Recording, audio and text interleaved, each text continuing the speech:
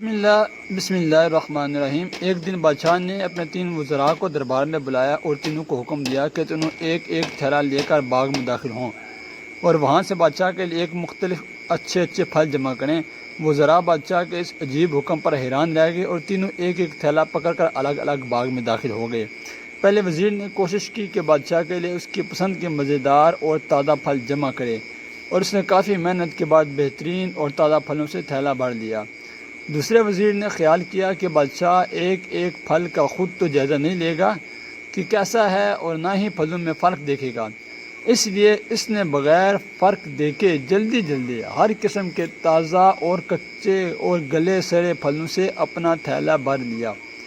اور تیسرے وزیر نے سوچا کہ بادشاہ کی توجہ صرف تھیلے کے بھرنے پر ہوگی، اس کے اندر کیا ہے اسے بادشاہ نہیں دیکھے گا۔ یہی سوچ کر وزیر تھیلے میں گھاس پھوس اور پتے بھر لیے اور محنت سے بچ گیا اور وقت بچایا۔ دوسرے دن بادشاہ تینوں وزیروں کو اپنے تھیلوں سمیت دربار میں حاضر ہونے کا حکم دیا۔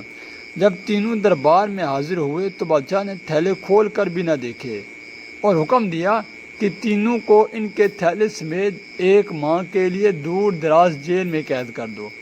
اب اس دور دراز جیل میں تینوں کے پاس کھانے پینے کے لیے کچھ نہیں تھا سوائے اس تھیلے کے جو انہوں نے جمع کیا تھا۔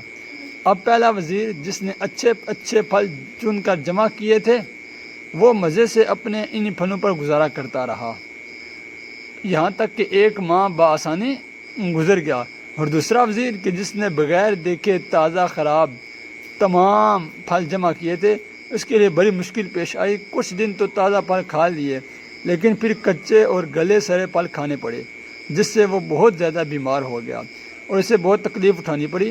اور تیسرا وزیر جس نے اپنے تھیلے میں صرف گھاس پھوس ہی جمع کیا تھا وہ کچھ دن ہی بعد ہی بھوک سے مر گیا کیونکہ اس کے پاس کھانے کو کچھ نہ تھا۔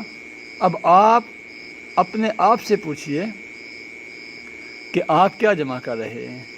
اپنے آپ سے پوچھئے کہ آپ کیا جمع کر رہے ہیں؟ آپ اس وقت میں اس باغ میں ہیں جہاں سے آپ چاہیں تو نیک اعمال اپنے لیے جمع کریں، چاہیں تو خراب اعمال جمع کریں، مگر یاد رہے جب بادشاہ کا حکم صادر ہوگا نا تو آپ کو اپنی جیل یعنی کہ قبر میں ڈال دیا جائے گا۔